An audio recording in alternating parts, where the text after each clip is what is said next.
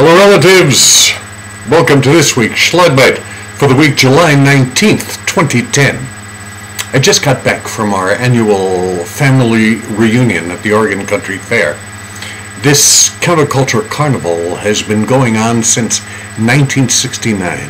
Its mission is to create events and experiences that nurture the spirit, that explore living artfully and authentically on Earth, and transform culture in magical, joyous, and healthy ways. I love that. And we all love coming to this gathering that celebrates the joy of the human spirit.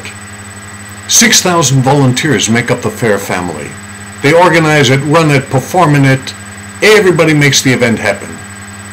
And then it's opened up to tens of thousands of visitors over a long July weekend. Fairgoers can listen to great music, hear renowned speakers on subjects as diverse as organic farming and alternate energy and healthcare.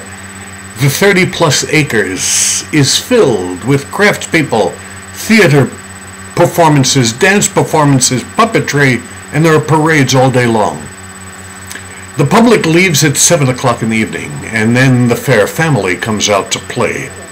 And it's a magical, improvisational playground. This is my chance to become the Truth Fairy.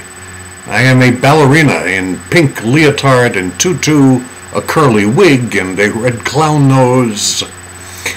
And I go around with my brother, sometimes accompanied by others, who is a retired airline pilot and dressed as a giant blueberry.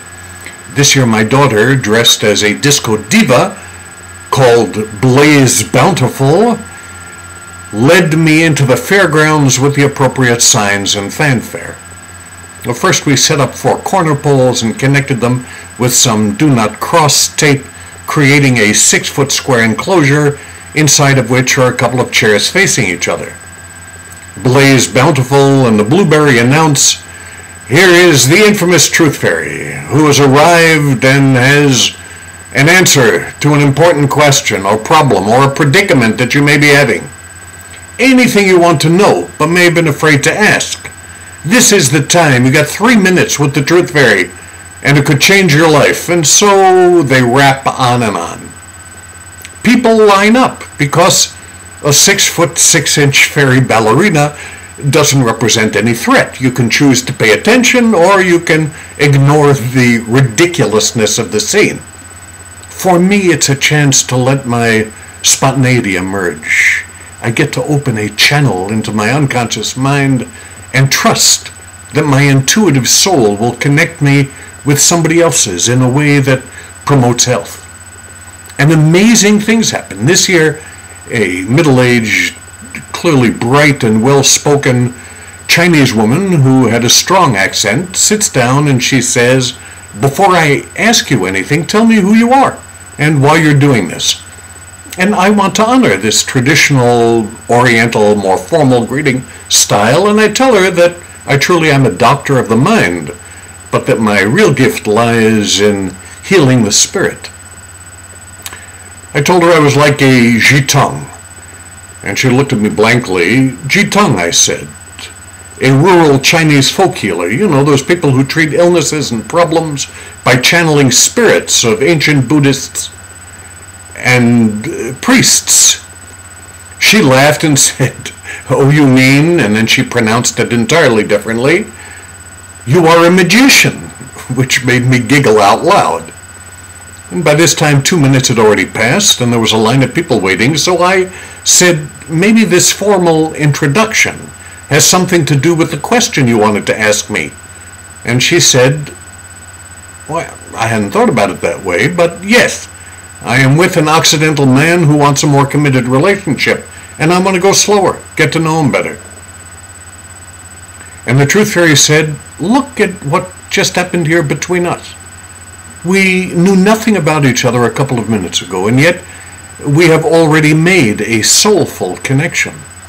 Maybe now is the right time, and maybe now is the right place to be able to make more spontaneous connections." And she paused and said, "But I am afraid that if I make this jump, I will fall. To which I responded, you will land or you will learn how to fly. Trust your heart, not just your head. This is an opportunity to write a new ending to your old story. Somehow, every time I come here, the opportunity to connect in some kind of soulful way reminds me that this kind of possibility, this kind of insight, is simply the result of a prepared mind and a serendipitous moment. Reach out and touch somebody. This is how we define our lives. To be able to touch people in ways that remind us of our humanity. I say this for all my relations. Have a great, great week. We're all connected. Mitakuye.